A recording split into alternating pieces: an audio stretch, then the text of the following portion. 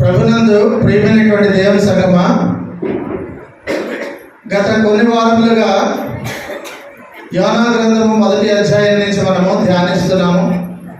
అందులో భాగముగా ఈ దినము 3వ అధ్యాయాన్ని మనము ధ్యానిస్తున్నాం.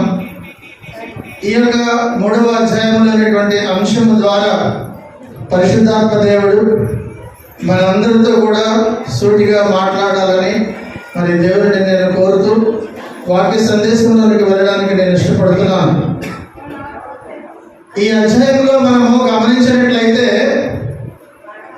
యోనా నినెవెకు వెళ్ళాలి, కానీ నినెవెకు వెళ్ళమని ఈ 3వ అధ్యాయంలో దేవుడు రెండవసారి చెప్పడం జరిగింది. నినెవెకు వెళ్ళి బోధించమని యోనాకు దేవుడు చెప్పడము ఈ అధ్యాయంలో మనము చూస్తున్నాం.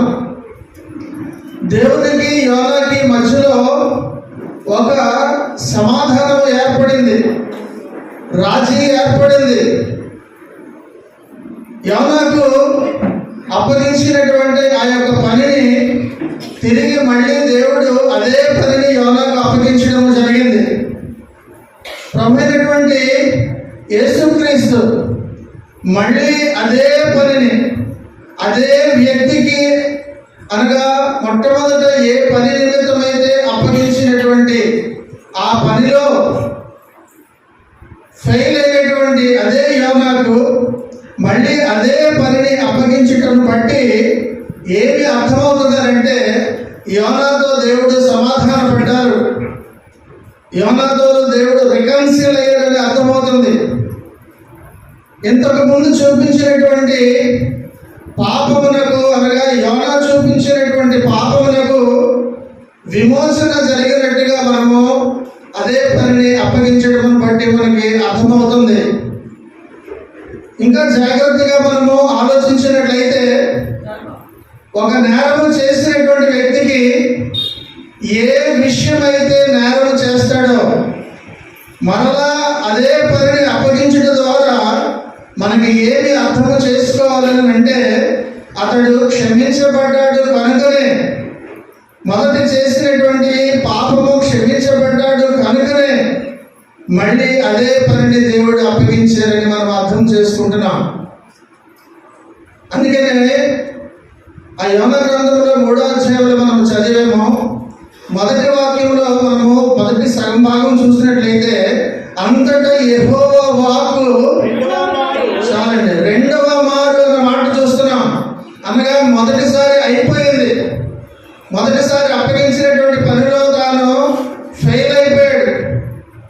ఇప్పుడు రెండవసారి దేవుడు అదే పనిని అప్పగించడం మనము ఈ దినాన్న చూస్తున్నాం.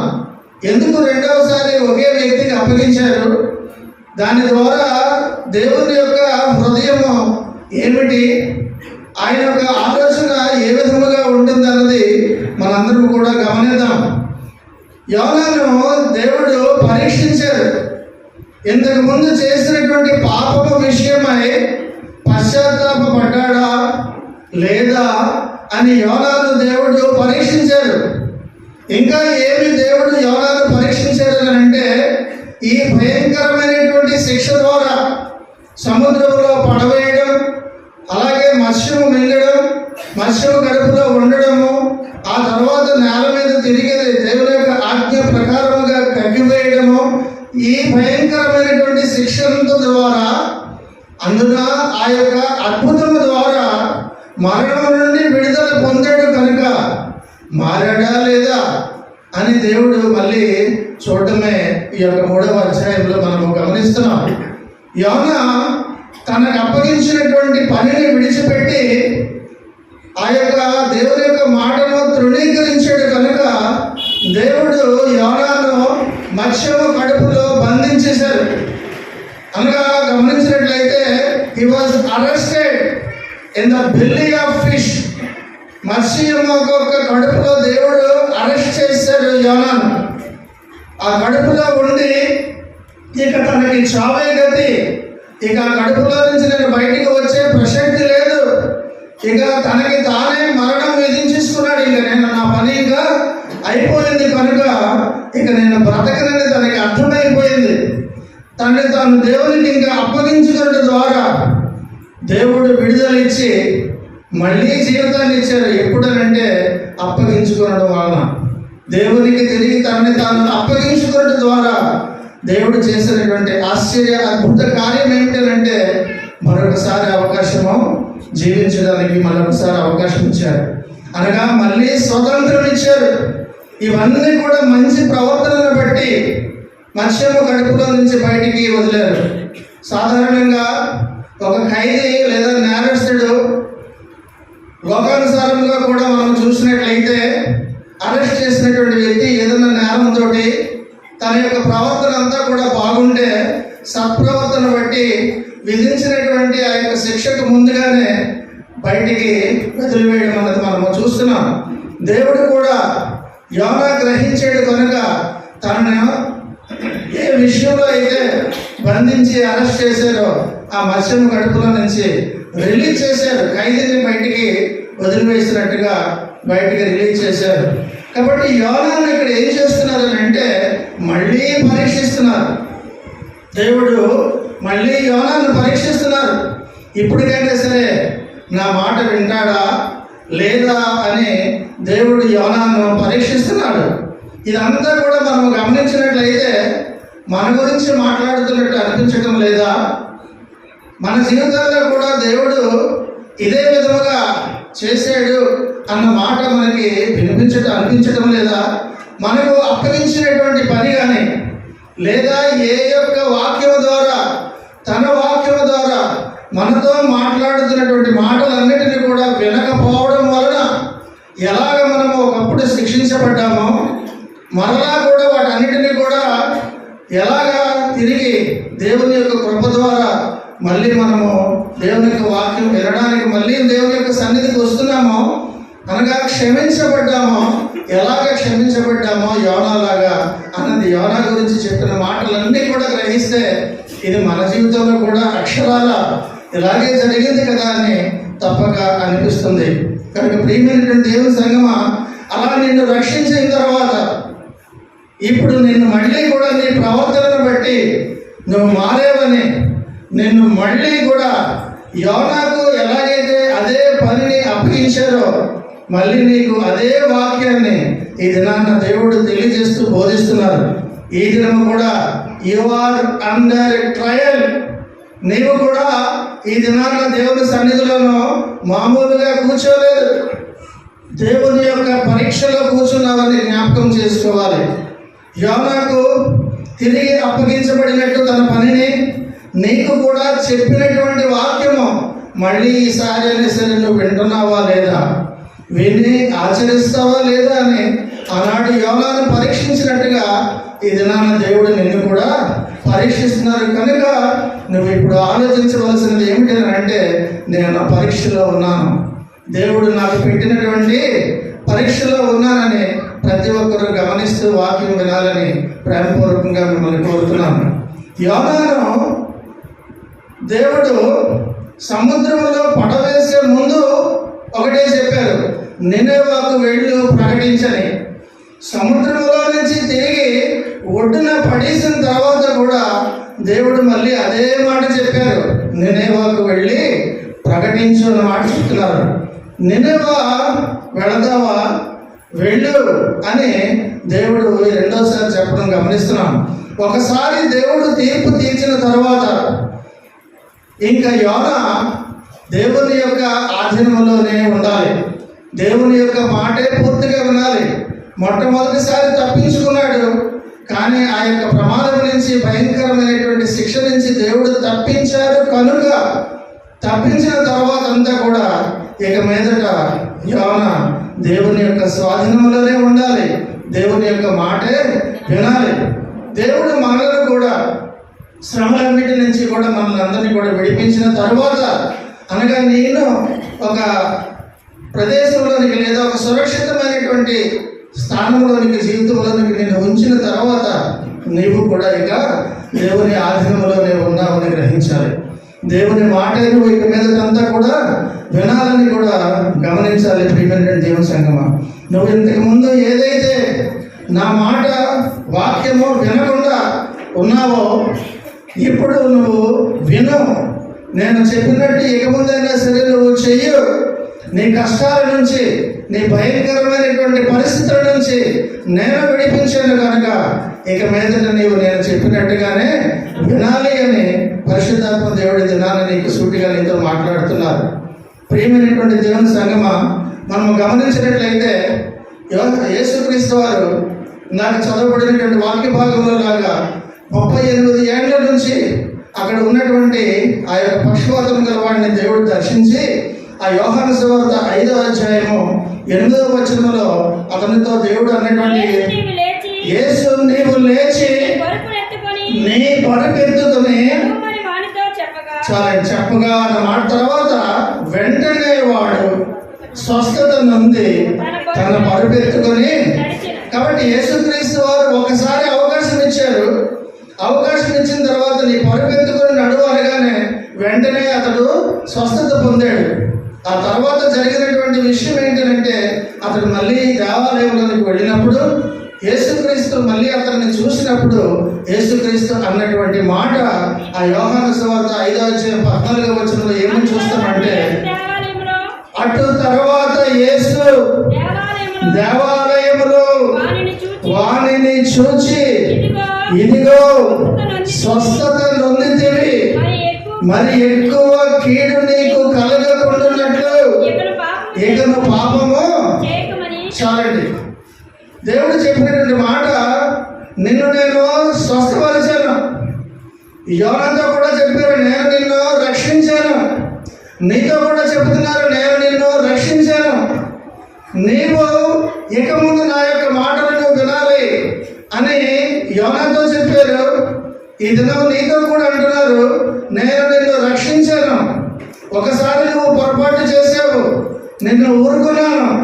రెండవసారి మళ్ళీ కూడా నీకు చెబుతున్నాను, నీవు నా మాట విను అని చెబుతూ ఆయన అన్న మాట ఏంటంటే, ఇదిగో స్వస్థత నొందితివి, మరి ఎక్కువ నీకు కీడు కలగకుండానట్లు ఇకను పాపము చేయకుండా అర్థంతో కాదు.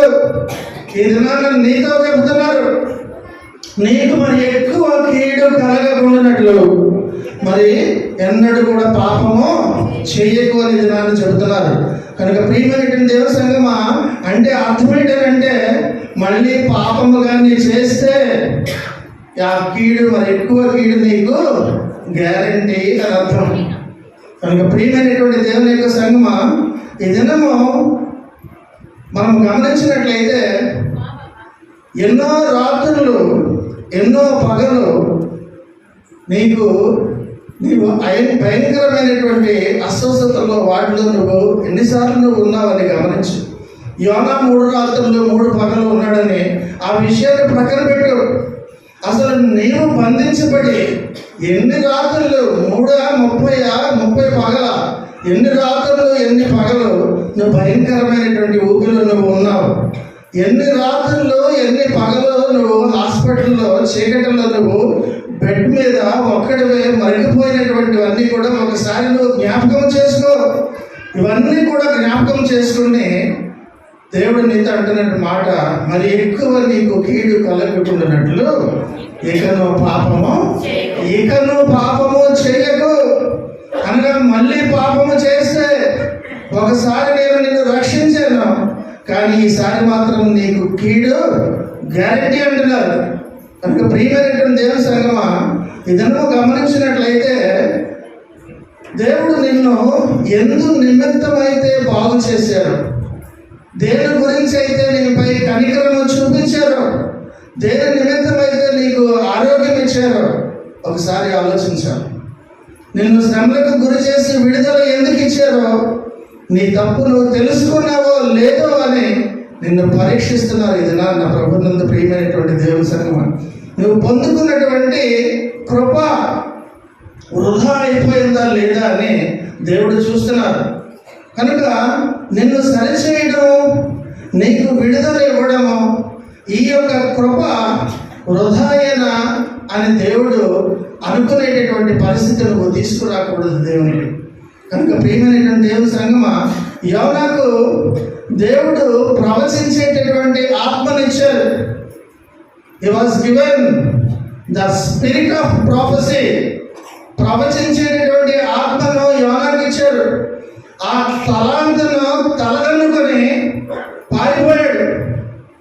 అనగా దేవుడు ఒక తలాంతుని నీకు ఇస్తే దానిని నువ్వు తలదన్నుకొని వెళ్ళిపోతున్నావని దేవుడే గమనిస్తున్నారని గమనించాలి. కాబట్టి మనమైతే మనం నమ్మినటువంటి వారు ఒక పనిని మనం వారికి అప్పగించినప్పుడు ఆ పనిలో వారు నమ్మకంగా కానీ లేకపోతే ఆ మనిషికి మళ్ళీ మనము ఏ పని కూడా భవిష్యత్తులో అప్పగించాం. వీడు నమ్మకమైనవాడు కాదు, ఒకసారి నేను అప్పగించాను, నమ్మకంగా చేయలేదు కనుక వీడికి ఏ పని కూడా చెప్పకూడదని మన ఇంటిలో ఇద్దరు మనుషులు ఉంటే, ఇద్దరు కొడుకులు ఉంటే ఒకరికి అప్పగిస్తాము, ఇంకొకరికి అప్పగించాము. కేవలం ఒకసారి నమ్మకం పోతే మనము ఎవరిని కూడా మళ్ళీ సొంత పిల్లలైనా సరే నమ్మము మనం. కానీ యేసుక్రీస్తు యోనాకైతే ప్రవచించేటటువంటి ఆత్మనిచ్చినా సరే, అతడు తప్పించుకొని పారిపోయినా సరే మరొకసారి అవకాశం ఇచ్చారు. అందుకని రెండవ మారు అన్న మాట చూస్తున్నాం, నినేవాకు నీవు వెళ్ళాలి అని అంటారు. కనుక ప్రియమైనటువంటి దేవుని సంగమా, ఇది మనము గమనించినట్లయితే ప్రభువైనటువంటి యేసుక్రీస్తు వారు యోనాకి చెబుతున్నటువంటి మాటే ఇది నీతో నాతో కూడా చెబుతున్నటువంటి మాట ఏమిటంటే, దేవుడు ఎవరిని క్షమిస్తారో వారి యొక్క పాపములను మర్చిపోతారు ఆయన. అర్థమైంది కదండి నా మాట? దేవుడు ఎవరిని క్షమిస్తారో వారి పాపములను ఆయన మర్చిపోతారు. అంతేకాకుండా ఎవరిని క్షమిస్తారో వారికి నూతనమైనటువంటి ఆత్మనిస్తారు, నూతన హృదయాన్ని ఇస్తారు. దానితో దేవుడిని నీవు మహిమపరచాలని దినాన్ని పరిశుద్ధాత్మ దేవుడు జ్ఞాపకం చేస్తున్నారు. ప్రభు అయినటువంటి యేసుక్రీస్తు నిన్ను నన్ను తన కుటుంబంలో ఒక వ్యక్తిగా నిన్ను నన్ను రక్షించి చేర్చుకున్నారు. అనగా తప్పిపోయినటువంటి కుమారుడు మరలా వచ్చినప్పుడు ప్రశస్తమైనటువంటి వస్త్రము ఇచ్చి అంగుళీయం కూడా ఉంగరము కూడా పెట్టి ఏ విధంగా అయితే పండుగలు వేడుకలు చేసుకున్నారో అంతటి గొప్ప ఆధిక్యత తప్పిపోయినటువంటి నీకు నాకు కూడా ఆయన ఇచ్చినటువంటి ఆ విషయాన్ని నువ్వు మర్చిపోయావేమో. ఈ దినాన్ని నేను జ్ఞాపకం చేస్తున్నారు. ఈ దినము దేవుడు నిన్ను తిరిగి మళ్ళీ తన యొక్క సేవలో తన యొక్క పనుల్లో వాడుకుంటున్నారు అని అంటే అర్థం ఏంటంటే ఆయన నిన్ను క్షమించారు అని అర్థం. నిన్ను క్షమించారు అనడానికి నిదర్శనమే నిన్ను మళ్ళీ కూడా ఆయన ఆలయంలోనికి తీసుకుని వచ్చి కూర్చోవడానికి అవకాశం ఇవ్వడం. కనుక ప్రియమైనటువంటి దేవుని సంగమా, దేవుడు నిన్ను క్షమించిన తరువాత నీ ప్రవర్తన ఎలాగుందో చూసుకోవాలి ఒకసారి. యోనా తన తప్పు తెలుసుకొని రాజీ పడినట్టుగా కనిపిస్తున్నాడు. దేవుని యొక్క మాటను తోలనాడనే నేను ఎంత పొరపాటు చేశానని ఆత్మ పరిశీలన చేసుకున్నట్టుగా యోనా కనిపిస్తున్నాడు. యోనా ఇప్పుడు పాత మనిషిలాగా లేడు. నూతన మనిషి, నూతనమైనటువంటి వాడిగా, నూతన హృదయంతోటి, నూతన ఆత్మతో ఉన్నట్టుగా కనిపిస్తున్నాడు. యోనా లేచి యెహోవా సెలవిచ్చినటువంటి ప్రకారముగా, ఆజ్ఞ ప్రకారముగా నినెవె పట్టణానికి వెళ్ళాడు, బయలుదేరాడు. అయితే యోనా అనుకుంటున్నాడు, నేను శ్రమను పొందటం నాకు మేలే జరిగింది. ఇన్ని శ్రమలు పొందటం వలన దేవుని యొక్క కృపను అంటే ఏమిటో నేను మళ్ళీ చవి చూశాను అని ఆ శ్రమల ద్వారా తెలుసుకున్నాడు. దావీదు మాటలతో ఏకీపిస్తున్నాడు. ఏమిటన్నాడు దావీదు? కీర్తనలు 119:67 చూద్దాం ఒకసారి. కీర్తనలు 119:67 మనం చూసినట్లయితే, శ్రమ కలగక మునుపు నేను త్రోవ విడిచితిని, ఇప్పుడు నీ వాక్యమును అనుసరించి సరే నడుచుకొనుచున్నాను. యోనాలాగా అలాగే దావీదు చెప్పినట్టుగా మనందరము కూడా త్రోవ తప్పిన వారమే, ఒకనాడు త్రోవ తప్పినటువంటి వారమే. అయితే నీకు శ్రమ కలగడం వలన తిరిగి వాక్యమును అనుసరించి నువ్వు నడుచుకుంటున్నావా లేదా అని ఒకసారి నువ్వు ఆత్మ పరిశీలన చేసుకోవాలి. కనుక ప్రియమైనటువంటి దేవుని యొక్క సంగమా, నీ జీవితంలో శ్రమలు రావడము నీకు మంచిదే అంటున్నాడు ఇది నాన్న. అదే కీర్తన 119లోనే 71లో మనం ఒకసారి చూద్దామా? నేను నీ కట్టడలను నేర్చుకున్నట్లు శ్రమ నుండి ఉండుట నాకు మేలాయన మాట మనము చూస్తున్నాం. బహుశా నీకు దేవుడు ఏంటి ఇన్ని బాధలుగా ఉన్న నన్ను ఎందుకు గురి చేస్తున్నాడు? కరుణా వాత్సల్యము గల దేవుడు కదా, ఎందుకు నా యొక్క జీవితంలో ఇన్ని శ్రమలు వస్తున్నాయని ఒకసారి నువ్వు ఆలోచిస్తూ ఉంటావు. దానికి సమాధానం ఏంటనంటే, నీకు మామూలుగా చెప్పారు, బుజ్జగించి చెప్పారు, చంటి పిల్లవాడిని లాలిస్తున్నట్టుగా చెప్పారు. అయినా సరే నువ్వు వినకపోవడం వలన నిన్ను అంత భయంకరంగా శ్రమ పెట్టవలసినటువంటి పరిస్థితి నువ్వే తెచ్చుకున్నావు. కనుక ప్రియమైనటువంటి దేవ సంగమా, ఆయన కావాలని నిన్ను శ్రమ పెట్టలేదు, కానీ నువ్వు వినకపోవడం వలన ఈనాడు నువ్వు శ్రమలు అనుభవిస్తున్నావు అనే విషయాన్ని జ్ఞాపకం చేసుకోవాలి. కాబట్టి ఒకవేళ నాకు శ్రమలొద్దు, నేను శ్రమలు భరించలేను అనుకుంటే వాక్యానుసారంగా జీవించు. దేవుడు చెప్పినటువంటి విధముగా నువ్వు నడుచుకో. శ్రమలు నీకు అప్పుడు కూడా నీకు ఎందుకు వస్తాయి? కనుక ప్రియమైనటువంటి దేవుని సంగమా గమనించాలి, చాలా ప్రాముఖ్యమైనటువంటి మాట గమనించాలి. ఇదనో దేవుడు అంటున్నారు, నీ జీవితంలో నీకు వచ్చినటువంటి శ్రమలు ఎన్ని వచ్చినా ఆ శ్రమలతో పాటు ఆయన కృపను కూడా వెంబడి పంపించారు. నీ జీవితంలో చాలా శ్రమలు వచ్చాయి, కానీ ఆ శ్రమలతో పాటు నీతోటి కృపను కూడా పంపించారని జ్ఞాపకం చేసుకోవాలి. నీకు ఒకసారి ఎందుకు హాస్పిటల్కి వెళ్ళినప్పుడు, ఈ కేసు చాలా కాంప్లికేటెడ్గా ఉందండి, చాలా కష్టమండి, మరి మేమైతే మా చేతుల్లో ఏమీ లేదు, మీ దేవుడు గొప్ప దేవుడు అని మేము విన్నాము, మీ దేవుడి మీదే మీరు ఆధారపడాలి అని చెప్పిన దాఖలాలు ఎన్ని లేవు. నిన్నగాక మొన్న జరిగినటువంటి సంఘటనలో కూడా లేదా? ఇవన్నీ కూడా భయంకరమైనటువంటి పరిస్థితుల్లో ఇక చెప్పలేమండి అన్న సమయంలో కూడా నిన్ను బ్రతికించారు కదా, అదే కృప అంటే. నీకు శ్రమలలో కృప రావడం అని అంటే ఇక లాభం లేదు అని చెప్పిన పిదప కూడా నువ్వు బ్రతకడమే కృప. అనగా నీ శ్రమ వెంబడి ఆయన ఏంటి పంపిస్తున్నారు? కృపను పంపిస్తున్నారు అని అంటే అర్థం అదే. అలాగే నీ ఆర్థికమైనటువంటి పరిస్థితుల్లో, అయ్యో నా యొక్క పరిస్థితి ఇలాగైపోయింది ఏంటి, నేనేంటి చాలా బాగా బ్రతుకుతానని అనుకున్నాను, కానీ ఆఖరికి నా యొక్క జీవితము ఇలాగైపోయింది ఏంటి అని అనుకున్నటువంటి పరిస్థితుల్లో నుంచి ఈ దినము ప్రశాంతముగా చక్కగా 4 చేతులు 4 వేళ్ళు కూడా నీ నోట్లోకి వెళ్ళగలుగుతున్నాను అంటే అది కృప కాదా? అదే కృప అంటే. అనగా కష్టమైనటువంటి పరిస్థితుల నుంచి, అనారోగ్యమైన ఆర్థిక కష్టాలైనా, ఎటువంటి శ్రమల నుంచి అయినా సరే ఈనాడు నువ్వు ప్రశాంతత పొందుకున్నావు అని అంటే అదే కృప. అదే నీ శ్రమల వెంబడి నీకు పంపిస్తున్నటువంటి కృప అని అర్థం. మనం గమనించాలి, నీకు కేవలం ఉట్టి శ్రమలే దేవుడు పంపిస్తే, కృపను కానీ పంపించకపోతే దేవుడిని వదిలేసి నువ్వు ఎక్కడికో ఎప్పుడో పారిపోయి ఉండేవాడు. కానీ దేవుడు శ్రమలతో పాటు ఆయన కృపను వెంబడింపు నీడలాగా నీ దగ్గరికి పంపించడం వల్లనే ఈనాడు నీవు బ్రతికి ఉన్నావనే విషయాన్ని గమనించాలి ప్రియమైనటువంటి దేవుని సంగమా. కాబట్టి శ్రమలలో దేవుడు చూపించినటువంటి ప్రేమ అదే ఆయన యొక్క కృప అని మనము జ్ఞాపకం చేసుకోవాలి. కాబట్టి యోనా లేచాడు, సమయం ఇంకా వృధా చేసుకోవడానికి ఇష్టపడలేదు, నినేవే వెళ్ళమన్నారు కదా అని బయలుదేరాడు, చాలా దూరం వెళ్ళాడు. అయితే ఆ కాలంలో నినేవే చాలా ప్రాముఖ్యమైనటువంటి పట్టణం. యోనా విశ్వాసముగా దేవుడు చెప్పమన్నట్టుగా చెప్పడానికి నినేవే బయలుదేరాడు. అయితే నినేవే పట్టణము కూడా దేవుడు ఆ వాక్యంలో కూడా ఉంది, నినేవే పట్టణము దేవుని దృష్టికి గొప్పదయ్యను కూడా చూస్తాం. అంటే చాలా పెద్ద పట్టణం అది. నినేవే అన్నది అసలు ఎక్కడి నుంచి వచ్చిందని కొంచెం జాగ్రత్తగా ఆలోచిస్తే, నోవాహు తాలూకా మునిమనవుడు, నోవాహు యొక్క మునిమనవుడు నిమ్రోదు నుంచి వచ్చినటువంటిది. అనగా ఈరోజు ఇరాక్లో ఉన్నటువంటి మోషల్ అనేటటువంటి ప్రాంతమే ఈనాడు మన బైబిల్లో ఇప్పుడు చెప్పుకుంటున్నటువంటి నినేవే ప్రాంతము. ఈ నినేవే ఎంత భయంకరమైనదో మనందరికీ కూడా తెలుసో లేదో కానీ చాలా భయంకరమైనది. ఈనాడు ఐసిస్ అని చెప్పుకుంటున్నటువంటిది అక్కడే ఉంది ఇప్పటికీ కూడా.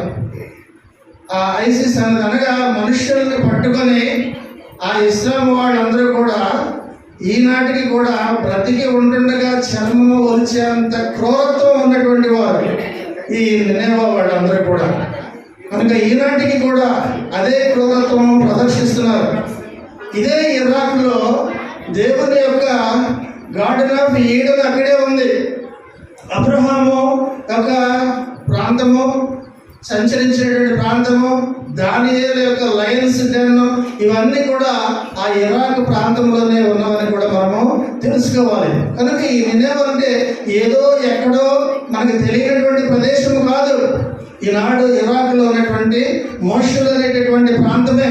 అనగా హాము కుమారుడైనటువంటి కూషు కుమారుడైనటువంటి నిమ్రోదు ఉన్నటువంటి ఆ యొక్క ప్రాంతమే ఆ యొక్క ఇప్పుడు మనం చదువుకుంటున్నటువంటి నినేవా అనేటటువంటి ప్రాంతము. ఇది ఎందుకు గొప్పదైన పట్టణం అని చెప్పారంటే 100 అడుగుల ఎత్తులో ఉన్నటువంటి గోడలు నిర్మించి 3 రథాలు కలిసి ఒకేసారి ఆ గోడ మీద నుంచి వెళ్ళగలిగినటువంటి విస్తీర్ణంతో కట్టినటువంటి బలిష్టమైనటువంటి పట్టణం. అంత పేరు ప్రఖ్యాతలు ఈ నినేవా పట్టణానికి ఉన్నాయి. ఇంచుమించుగా 6 లక్షల మంది జనాభా. వీళ్ళందరూ కూడా ఈ క్రూరత్వంతో నిండిపోవడంతో దేవుడు యోనాని పంపించాడు. ఇప్పుడు అర్థమై ఉంటుంది యోనా ఎందుకు పారిపోయాడు. అంత భయంకరమైనటువంటి మనుషులైనటువంటి వారు నినేవాలో ఉన్నారు. వారిని మారమని చెప్పడానికి ఆ 4వ వచనంలో చెప్పినట్టుగా యోనా వెళ్ళంటాడు, ఇక 40 దినములకు నినేవా పట్టణము నాశనమగునని చాలు. కాబట్టి అక్కడికి వెళ్ళి అటువంటి భయంకరమైనటువంటి ప్రదేశం అది ఈనాటికి కూడా అదే విధముగా ఉన్నది. అటువంటి ప్రదేశానికి వెళ్ళి ప్రకటించాడు యోనా, ఇక 40 దినములకు నినేవా పట్టణము నాశనం అవుతుందని చెప్పాడు. కాబట్టి ఆ పట్టణంలో ఉన్న వారందరికీ కూడా ఈ ప్రకటన యోనా చేసిన వెంటనే అర్థమైపోయింది, మన పని అయిపోయింది, మనం ఇక నాశనం అయిపోతామన్న విషయం వారందరికీ కూడా అర్థమైపోయింది. అంతేకాకుండా వారికి వస్తున్నటువంటి ఆ యొక్క నాశనము యుద్ధము వలన కాదు, లేదా మరి దేని వలన కాదు, కానీ పరలోకం నుంచి వస్తున్నటువంటి యుద్ధం అనేసి వాళ్ళకి అర్థమైంది. అంతేకాకుండా అది ఒక భూకంపము, లేదా అగ్ని వలన, లేదా సుధమ కుమారుల వాళ్ళకి వచ్చినటువంటి గంధకము బ్రిమ్ స్టోన్ గంధకము వలన మరి దేని వలన వస్తుందో కూడా వారికి అగమ్య గోచరముగా ఉన్నది. కానీ వాళ్ళలో భయం అన్నది పట్టుకుని ఉంది. కనుక ఆ పట్టణం యొక్క ప్రజలందరూ కూడా ఎంతగానో సంపాదించారు. ఎన్నో విధాలుగా వాళ్ళందరూ కూడా మంచి ఉన్నతమైనటువంటి స్థితిలో ఉన్నారు. కానీ వారి సంపద వారిని కాపాడలేనటువంటి పరిస్థితిలో ఈనాడు ఉన్నారనే విషయాన్ని వారు గ్రహించారు. కనుక వారందరికీ కూడా దేవుడు చెప్పినటువంటి టైము 40 దినాలు అన్నారు. ఒకసారి 40 దినాలలో మీ మీదకి ఉపద్రవం వస్తుంది అని చెప్పారు అంటే అర్థం ఏంటంటే నీకు ఇంకా కొంచెం అవకాశము ఉన్నది అని అర్థం. 40 దినాలలో వస్తుంది నీకు ఉపద్రవము అని చెప్పారు అని అంటే నువ్వు సర్దుకో, ఆలోచించి వెనక్కి తిరిగి ఒకసారి అని అర్థం. అంతేగాని 40 దినాలు ఎప్పుడు అయిపోతాయో, 40వ రోజు నాడు మన పని అయిపోయిందో లేదా ఆ రోజు చూసుకుందాం అని నిరీక్షిస్తూ ఉన్నట్టుగా తెలివి తక్కువగా ఉంటే చివరికి అదే జరుగుతుంది. కాబట్టి 40 దినాలన్న మాట చెప్పిన వెంటనే వారికి అర్థమైంది, మనకు ఒక అవకాశం, 40 దినాల అవకాశం ఇచ్చారు. కాబట్టి నినేవా పట్టణస్థుల యొక్క దోషము దేవుని యొక్క దృష్టికి ఎంతో ఘోరమైనది అయినప్పటికీ కూడా దేవుడు దీర్ఘశాంతుడైనటువంటి ప్రభు అయినటువంటి యేసుక్రీస్తు వారి యందు ప్రేమ కలిగి ఉన్నారనే విషయాన్ని మనం గమనించాలి. కాబట్టి 40 దినాలు సమయం ఇచ్చారు. కోర్టులో తీర్పు ఇవ్వకముందే వాదోపవాదనలకి అవకాశం. తీర్పు ఇచ్చేసిన తర్వాత సారీ అండి నాకు ఎవిడెన్స్ దొరికిందని అంటే లాభం లేదు. కాబట్టి నీకు తీర్పు రాకముందు వరకే నీకు అవకాశం ఉంటుంది. ఈనాడు కూడా ఇంకా నీకు తీర్పు రాలేదు అంటే అర్థం ఏంటంటే ఇంకా నీకు అవకాశము ఉన్నది అని అర్థం. అంటే అవకాశం ఉందా, ఓకే చాలా మంచిదని ఎంజాయ్ చేయమని కాదు, జాగ్రత్త పడమని. ప్రియమైనటువంటి దేవుని సంఘం అనే వాళ్ళకి 40 దినాలు అవకాశం ఇవ్వగా వారికి అర్థమైంది, మనం త్వరగా దీనికి ఏంటో పరిష్కారం ఆలోచించాలి, ఈ ఉపద్రవం నుంచి బయటికి ఎలాగ రావాలని వాళ్ళలో ఆలోచన ప్రారంభమైంది. కనుక ప్రియమైనటువంటి దేవుని సంఘమా, నీకు ఎంతకాలం నుంచి నీకు సమయం ఇస్తున్నారు? ఎన్ని రోజుల నుంచి, ఎన్ని సంవత్సరాల నుంచి నీకు అవకాశం ఇస్తున్నారు. నీ మీదకు వచ్చేటటువంటి ఆ యొక్క భయంకరమైనటువంటి ఉపద్రవం రాకుండా ఎంతకాలం నుంచి ఆపుతున్నారో ఒకసారి ఆలోచిస్తూ నీకు ఈ దినాన్ని జ్ఞాపకం చేస్తున్నది ఏమిటంటే, your judgement is on the way, మార్గంలో ఉంది. నువ్వు అది వచ్చే వరకు ఆలోచించడం వల్ల ఏ ప్రయోజనం కూడా ఉండదు. కాబట్టి ఈ దినాన్న దేవుడు యోనా యొక్క గ్రంథం ద్వారా మనకి తెలియజేస్తున్న మాట, మనకి ఇంకనో సమయము ఇచ్చారనే విషయాన్ని జ్ఞాపకం చేస్తున్నారు. పశ్చాత్తాపడితే తప్పులు దిద్దుకోవడం ద్వారా నినివే పట్టణస్థులు దేవుని యొక్క కృపను చవి చూశారు. దేవుని యొక్క కృప అంటే ఏంటో వాళ్ళు తెలుసుకున్నారు. అయితే యేసుక్రీస్తు కూడా నినివే వాళ్ళ గురించి అన్నటువంటి మాట మత్తయి సువార్తలో ఒకసారి చూద్దామా? 12వ అధ్యాయము 41లో ఏమన్నారు యేసుక్రీస్తు వారు? నినివే వారు యోనా ప్రకటన విని కనుక మారు మనస్సు పొందిరి కనుక విమర్శ సమయమున నినివే వారు ఈ తరము వారితో నిలువబడి వారి మీద నేరస్థాపన చేతురు. ఇదిగో యోనా కంటే గొప్పవాడు ఇక్కడ ఇప్పుడు మన దగ్గర ప్రభు యేసుక్రీస్తు వారు అంటున్నారు. వాళ్ళు కూడా మాట విన్నారు కనుక వాళ్ళు అందరూ కూడా మారు మనస్సు పొందారు. మాట విన్న వాళ్ళలో నెక్స్ట్ రావాల్సినటువంటిది ఏమిటి? మారు మనస్సు. కాబట్టి ఈనాడు ఎంతమంది ప్రవక్తలు వచ్చారు, ఎంతమంది ఎన్నిసార్లు నీకు బోధించారు? ఇజ్రాయేలుకు కానీ ఈ దినాన నీకు కానీ ఎంతమంది ఎన్నిసార్లు ఈ విషయమై పశ్చాత్తాపడమని బోధించారని ఈ దినాన్ని జ్ఞాపకం చేస్తున్నారు. అంత భయంకరమైనటువంటి మనుషులు ఇప్పుడే మనం చూసాం.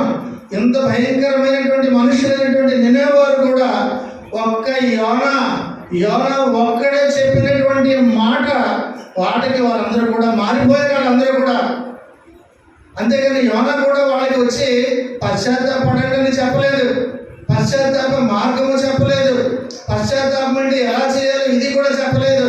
ఓన్లీ ఒకటే భయంకరమైనటువంటి తీర్పు చెప్పాడు. 40 దినాలలో మీ పని అయిపోతుందని ఒకటే చెప్పాడు. కానీ పని అయిపోతుంది కాబట్టి మీరు పశ్చాత్తాపడంగా నా మాట కూడా ఉపయోగించలేదు. కనుక నీకైతే ఎంతకాలం నుంచి పశ్చాత్తాపడమని చెబుతున్నారని గమనించాలి. కాబట్టి పాపాలు విడిచిపెట్టమని ఎంతకాలం నుంచి నీకైతే చెబుతున్నారు. ప్రియమైనటువంటి దేవుని సంగమా, నువ్వు నినివే వాళ్ళకంటే కట్టుబడి వాడువా? ఆలోచించాలి ఒకసారి. వాళ్ళే కేవలము ఆ యొక్క మాట ఒకే ఒక్క ప్రసంగం చేశాడు యోనా. ఆ మాటకే వాళ్ళంతా కఠినపోయిన వాళ్ళు మారిపోతే నువ్వు ఇంకా మారలేదు అంటే నినివే వాళ్ళే బెటర్ అనమాట. వారికంటే నీకు కఠినమైనటువంటి మనసు ఉందని అర్థమవటం లేదా నీకు? ప్రియమైనటువంటి దేవుని సంగమా, దేవుని దాసులను ప్రవక్తలను ఎన్నోసార్లు తన ప్రియ జనాంగమైనటువంటి ఇజ్రాయేల్కి, స్పిరిచువల్ ఇజ్రాయేల్ అయినటువంటి మనకి కూడా ఎంతో కాలం నుంచి చెబుతున్నారు. హోషేయ గ్రంథంలో కూడా ఒక మాట చూస్తాము. 11వ అధ్యాయము 4వ వచనంలో ఒక మాట, చాలా చక్కటి మాట ఉంటుంది. హోషేయ జాగ్రత్తగా వినండి. ఒక మనుష్యుడు తోడుకొని పోవునట్లుగా స్నేహ బంధములతో నేను వారిని బంధించి ఆకర్షించితిని. ఒకడు పశువుల మీదకి కాడిని తీసినట్లు నేను వారి కాడిని తీసి వారి ఎదుట భోజనము పెట్టిన మాట చూస్తున్నాం. ఇక్కడ ఈ దినము ఈ మాట నీతోటే అంటున్నారు. ఈ దినాన ఏమని అంటున్నారంటే, పశువుల మీద కాడి తీసినట్లుగా నీ యొక్క శ్రమలన్నిటినీ కూడా నేను తీసివేసి నీ ఎదుటి భోజనము పెట్టి సుఖముగా సంతోషముగా ఉండు అని చెప్పినప్పుడు నువ్వు అది పాటిస్తున్నావా? లేదా నినివే వారి కంటే ఘోరముగా నీ ప్రవర్తన మార్చుకోకుండా ఇంకా ఉన్నావా అని ఈ దినాన్న సూటిగా నేను అడుగుతున్నారు. ప్రియమైనటువంటి దేవుని సంగమా, కాబట్టి నినివే వారిని పశ్చాత్తాపడమని యోనా చెప్పకపోయినా సరే వారందరూ కూడా పశ్చాత్తాపడ్డారు. వారికి అనేక మంది దేవతలు, ఎంతో మంది దేవతలను పూజించినా సరే నిజ దేవుణ్ణి ఒక్కసారి తెలుసుకున్న తర్వాత వారు ఇంకా ఒక్క క్షణము కూడా ఆలస్యం చేయలేదు. ఆ నిజ దేవుడు జీవము కలిగినటువంటి దేవునికి వ్యతిరేకంగా అయ్యో మేము పాపము చేసేమని గ్రహించిన మరుక్షణము వాళ్ళు పశ్చాత్తాపడి దేవునికి ప్రార్థన చేయడం మనం చూస్తున్నాం. కనుక ప్రియమైన దేవుని సంగమా, నినేవారి యొక్క వారిని కొద్ది మాటలతోటే భయపించడం వలన వారందరూ కూడా వెంటనే దారిలోకి వచ్చారు. వారందరూ కూడా బహుశా నినేవాడు అందరూ కూడా ఈ యోనాని సముద్రంలో పడవేయడం, సముద్రంలో నుంచి మత్స్యమేమో మింగి ఆ ఒడ్డున పడవేయడం, ఆ లోపల ఉన్నటువంటి దాని యొక్క గ్యాసెస్ వలన ఈ మనిషి తెల్లగా అయిపోయి అలాగే రావడం వలన మరి ఏ విధముగా ఆ మాట ఈ మాట ఆ నోట వినడం వలన అమ్మో ఇతడు ప్రవక్తని వినడం వలన భయపడ్డారో లేదో దానికి దాఖలాలు ఏమి కూడా రుజువులు సాక్ష్యాలు లేవు. కానీ యేసుక్రీస్తు వారు పునరుద్ధరణలు అయ్యారని స్వార్థనలో ప్రతి విషయాలు నీకు రుజువులు సాక్ష్యాలతో చూపిస్తున్నా సరే ఇంకా నువ్వు మారలేదని అంటే నువ్వు ఎంత గొప్పవాడివో ఒకసారి ఆలోచించు.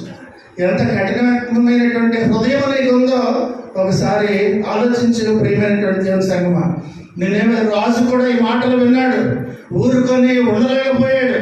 తన సింహాసనం మీద నుంచి రాజవస్త్రాలన్నీ కూడా తీసేశాడు, గోనె పట్ట కట్టుకున్నాడు, బూడిద రాసుకొని పశ్చాత్తాపంతో ప్రార్థన చేస్తూ నిజదేవునికి ప్రార్థన చేస్తూ వారందరికీ కూడా ఏం చెప్పాడంటే, మీరందరూ కూడా ఏది పుచ్చుకోకూడదు, పశువులు కానీ ఎద్దులు కానీ గొర్రెలు కానీ మేత వేయకూడదు, నీళ్లు త్రాగకూడదు. కాబట్టి మీరందరూ కూడా మనఃపూర్వకముగా దేవుడిని వేడుకోండి ప్రకటన చేయించాడు.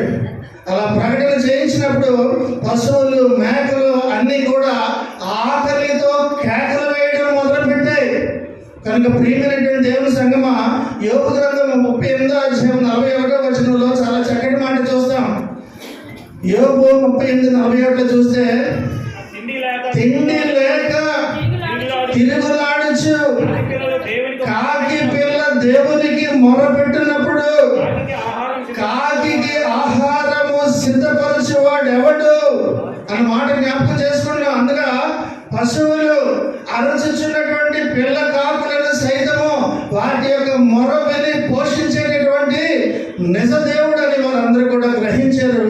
ఆ యొక్క పశువుల యొక్క కేకలు విని ఆయన హృదయము కలుగుతుందని ఆలోచించారు. కనుకనే దేవుడే వాటి యొక్క ఆహారాన్ని తీర్చే దేవుడని వారు నమ్మారు. కనుక వాటికి కూడా మేత వేయకండి, వాటికి కూడా అన్ని కూడా ఆకలిగా వాటన్నిటి కూడా ఉన్నాయండి హుకుం జారీ చేశాడు. మరొక చోట కూడా చూస్తాం, కీర్తన 104:21 సింహపు పిల్లలు వేట కొరకు గర్జించుచున్నవి, తమ ఆహారమును దేవుని చేతిలో నుండి తీసుకొన్న చూచుచున్నామని చూస్తున్నాం. కనుక ప్రతి దానిని కూడా పోషించేవాడు ప్రభు అయినటువంటి యేసుక్రీస్తే. కాబట్టి వీటన్నిటికీ కూడా ఆకలి పెట్టండి, వీటికి కూడా మేత వేయకండి. ఇవన్నీ కూడా ఆకలితో చేసినటువంటి ఆర్తనాదాలకి దేవుడు తప్పక దిగి వస్తాడు. మన యొక్క కేకలకి రాకపోయినా వాటి మీద సరే జాలి చూపిస్తాడన్న ఆశతోటి let their cries and moans for want of food be graciously construed as Christ God. కనుక వాటి యొక్క కేకలన్నింటినీ కూడా ఆర్తనాదాలుగా దేవుడుని వినని అని చెప్పి వాటన్నిటికీ కూడా ఉపవాసం పెట్టేశాడు ఆ యొక్క రాజు. కనుక ప్రియమైనటువంటి దేవుని సంగమా, ఆహారం కొరకు ఆ పశువులు మేకలు గొర్రెలు అవన్నీ కూడా అరుస్తున్నప్పుడు దేవుడు ఊరికనే ఉండలేకపోయారు, ఉండలేరు కూడా. కనుక ప్రియ సహోదరుగా, వీటన్నిటిని బట్టి నీకేంటి అర్థమవుతుంది? జరిగినటువంటి పరిణామాలన్నింటిని బట్టి, నీ జీవితంలో జరుగుతున్నటువంటి పరిణామాలన్నింటిని బట్టి నీకేంటి అర్థమవుతుంది? నీకు నాశనానికి మధ్య ఒక అడుగు మాత్రమే ఉన్నదని మాత్రం గ్రహించాను. ఇది నేను బాగానే ఉన్నాను, అన్నీ కూడా చాలా బాగా జరుగుతున్నాయని అనుకుంటున్నావేమో, కానీ నీకు నాశనానికి మధ్యలో దూరము ఒక్క అడుగు మాత్రమే ఉన్నదని దేవుడు ఇది నీకు తెలియజేస్తున్నారు ప్రియమైనటువంటి దేవుని సంగమా. కాబట్టి సమయము మించిపోతుంది కనుక నువ్వు వృధా చేయకుండా వాళ్ళలాగా నీవు కూడా పశ్చాత్తాపడమని దినాన దేవుడు నీకు తెలియజేస్తున్నారు. నువ్వు కేవలము పశ్చాత్తాపము ప్రార్థన ఒకటే చాలదు. చాలా గమనించాలి. పాపము గురించి ప్రార్థన చేయడం, బయటికి వెళ్ళడం, మళ్ళీ పాపము చేయడం, మళ్ళీ ప్రార్థన చేయడం, ఈ సైకిల్ పనిచేయదు దేవుని దగ్గర. నువ్వు పశ్చాత్తాపడాలనంటే నీ దుర్మార్గ క్రియలు, నీ దుర్మార్గపు ఆలోచనలు, నీ చెడు స్వభావాలు విడిచిపెట్టిన తర్వాత పశ్చాత్తాప పడితే ఆ ప్రార్థనకే దేవుడు దిగి వస్తాడు. అంతేగాని నీలో అన్ని మామూలుగా ఉంచుకొని తాత్కాలికంగా గుడి బయట చెప్పులు విడిచి వచ్చినట్టుగా లోపలికి వచ్చి మళ్ళీ చెప్పులు వేసుకొని వెళ్ళినట్టుగా అలా ఉంటే దేవుని యొక్క కారణం నీ పైకి ఎవరికి కూడా రాదు.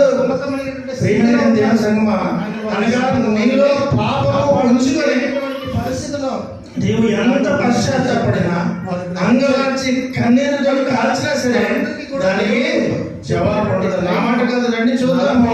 కీర్తనలు 66:18 దేవుడు ఏమంటున్నారు? కీర్తనలు 66:18 నా హృదయంలో నేను పాపమును లక్ష్యము చేసిన ఎడల ప్రభువు నా మనవి వినరు. నీ హృదయంలో పాపం ఉండి నువ్వు ఎంత పశ్చాత్తాపడు, ఎంత కేకలవే, ఎంత మీద నువ్వు ఎన్ని గెంతులవే, లాభం ఉండదు. వాక్యం చెబుతుంది కదా, నా హృదయంలో నేను పాపమును లక్ష్యము చేసిన ఎడల నా ప్రార్థన నా మనవి వినకపోవును. ఆయన వినరు. కనుక ప్రియమైనటువంటి దేవసంగమా, పాపమును విడిచిపెట్టి పశ్చాత్తాపడి ప్రార్థన చేసి మళ్ళీ అదే పాపములను వెళితే అర్థమేంటో తెలుసా? ఆ మాట చెప్పడానికి కూడా చాలా వెగటుగా గురుసంకరంగా ఉంటుంది. సామెతలు 26:11 చూద్దామా? తన మూఢతనం 26:11 తన మూఢతనం మరలా కనపరచు మూర్ఖుడు కక్కిన దానికి తిరుగు. ఎంత గౌరవమైన మాట అండి. మామూలుగా ఎవరైనా మాట అంటే మనం భరించలేం, వెంటనే కొడేస్తాం. నువ్వు పాపాన్ని విడిచిపెట్టి నీకు ప్రస్తుతం ప్రాబ్లం వచ్చింది కనుక దేవుని దగ్గర పశ్చాత్తాపడిపోయి గగ్గోలు పెట్టేసి ఏడ్చేసి 4 రోజులు గ్యాప్ ఇచ్చి మళ్ళీ అదే యొక్క వాంతికి నువ్వు తిరిగి కుక్క తిరిగి వాంతికి తిరిగి తిన్నట్టుగా అలా చేయడం అన్న దానితో సమానమని అంతలా చెప్పినా సరే మారవే. ఎంతకాలం ఇలాగ నీకు చెప్పాలి?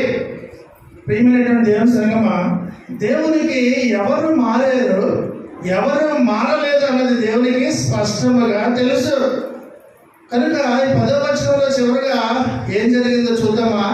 ఈ నిన్నెవ వారు తమ చెడు నడతలను మానుకొనగా వారు చేయుచున్న క్రియలను దేవుడు చూచి పశ్చాత్తాప్తుడై వారికి చేయదునని తాను మాట ఇచ్చి నా కీడు మానేను. కనుక వాడు పశ్చాత్తాపడేసరికి, అనగా పాపాన్ని విడిచిపెట్టి, కదండి అక్కడ ఉంది కదా మాట, నినెవ వారు తమ చెడు నడతలను మానుకొనగా ఉంది. మానితేనే జరుగుతుంది. కనుక ఆలోచించాలి. కేవలం గోనెపట్ట కట్టుకొని పశ్చాత్తాప పడితే దానివల్ల ప్రయోజనం దాని ఒక్కదాని వల్ల ఉండదు. మానుకొని ఆ తర్వాత సెకండరీ అది చేయాలి. పశ్చాత్తాపడి గోనెపట్ట కట్టుకోవడం, ప్రార్థన చేయడం. కనుక ప్రియమైనటువంటి దేవుని సంగమా, నిన్న వారు అందరూ కూడా మారడం చూసి దేవుడు ఎంతో సంతోషించారు. నిన్న వారు ఏ బలులు అర్పించలేదు. వారు చేసినటువంటిది కేవలము విరిగి నలిగినటువంటి హృదయమే. చూస్తాం కదా, మనకి 51 కీర్తన 17వ వచనంలో ఏమనుంది? విరిగి నలిగిన మనస్సే దేవునికి ఇష్టమైన బలులు. దేవా, విరిగి నలిగినటువంటి హృదయమును నీవు నినేవారు చేసింది అదే. కనుక ప్రియమైనటువంటి దేవుని సంగమా, ఆ కాలంలో ఉన్న వాళ్ళు ఎవరు కూడా ఏ బలులు కూడా అర్పించలేదు. దేవునికి కేవలం విరిగి నలిగినటువంటి మనస్సునే, దేవునికి ఇష్టమైనటువంటి ఆ బలినే ఇచ్చారు వాళ్ళు. కాబట్టి ఈ దినాన్న దేవుని మాటలు నువ్వు వినడానికి ఇష్టపడుతున్నావా?